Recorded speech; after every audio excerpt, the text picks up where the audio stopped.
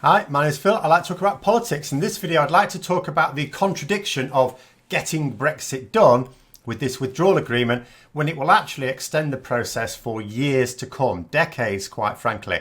But first, if you find yourself enjoying the video, then please click the like button and subscribe to the channel.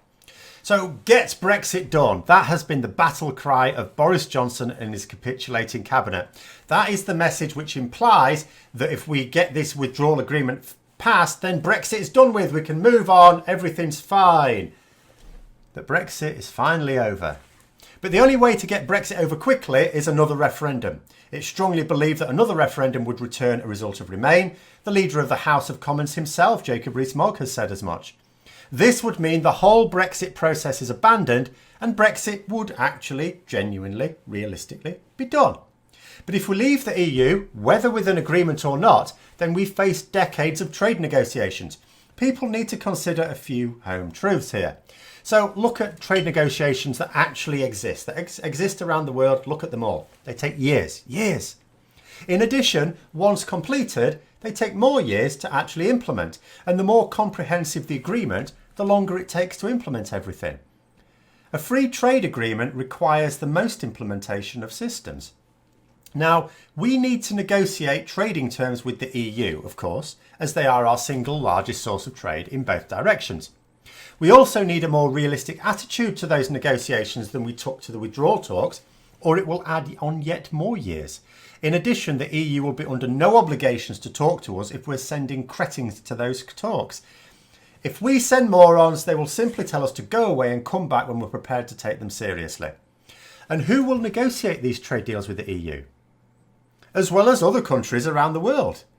For decades, our trade negotiations have been conducted by EU negotiators, the best in the world. Sure, some of them are British, and we will have those at our disposal, but we don't have enough of them. We used to contribute negotiators to a team, but now we need a full team of our own, which we don't have.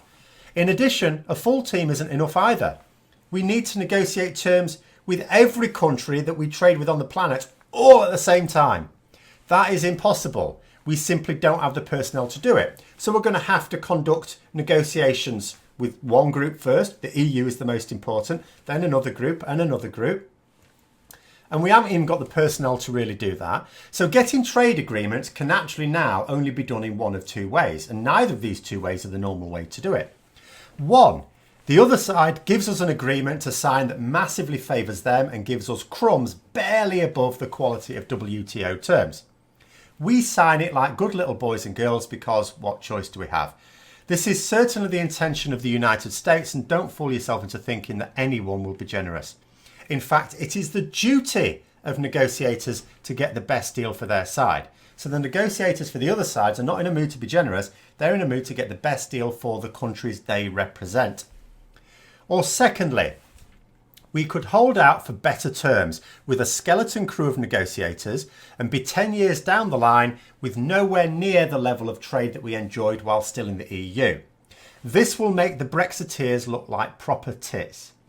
So the political pressure will be to completely capitulate to the entire world and take what we can get. In other words, the first option. The UK will get poorer and poorer. In order to compete, we will sacrifice standards on rights and the environment. Johnson's withdrawal agreement has already included changes to make sure that that is easy to achieve. The people who were sold Brexit on the basis that they were being made poor because of the EU will become much poorer. Some will still somehow blame the EU. But that's what Brexit's been all about, dissociating reality from perceptions in the minds of the public. Brexit was about getting better trade deals. We will get worse.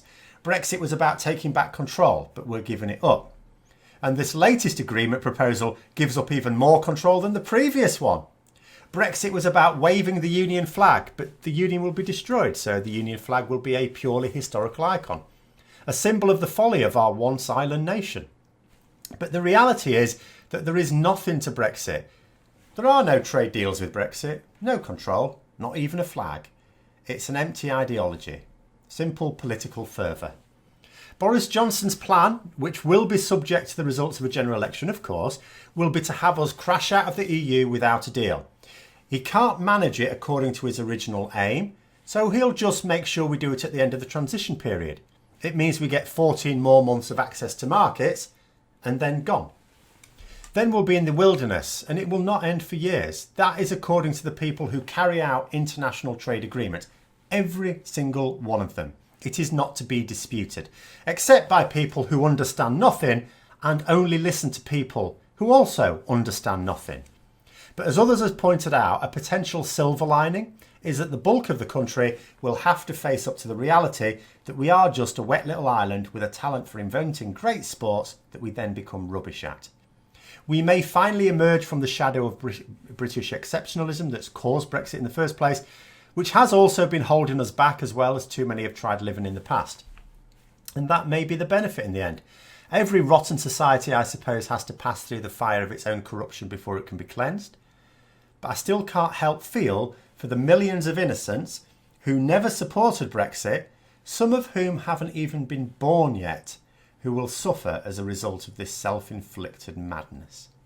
And if Brexit does happen, it will be cheered on by a deafening cacophony by the very people who will ultimately be destroyed by it. Brexit, it's been said before, is the beast that devours its own children.